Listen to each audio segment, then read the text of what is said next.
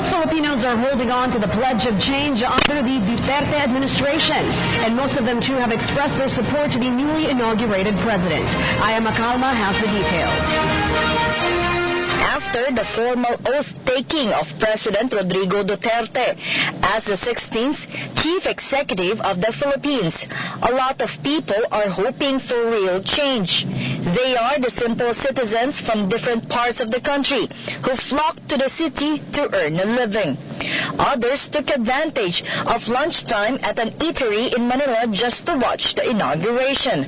They are the very people who waited for the short but meaty speech of the new president, most of whom are one in supporting the new leader of the country, especially in fighting crime and illegal drugs. Natutuwa ako kasi yung nanalo yung presidente na inano ko. Mga totoo. Galing ng puso. Pagbabago talaga, na totoong-totoo. Yung mga nawawala na yung mga drug addict, yun. Suportado ko yun. Yung death penalty, suportado ko rin po yun.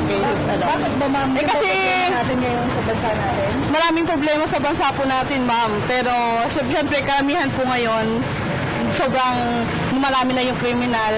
Even way before Duterte took over the reins as president, changes have been considerably felt. Kasi ngayon pa lang, kitang-kita natin yung mga drug poser na marami na nahuli na. They have given their full trust with expected reforms in the country led by the new president, which include salary increases and lowering of prices of goods. Tapos mga bilihin. Hindi ako kasi mahal kong bilihin. Tapos yung sahod kunti lang, di ba po? So kailangan din po yung mga sa bilihin po. Sana mas maraming trabaho nung pag-upo niya ngayon para wala lang taong mahirap.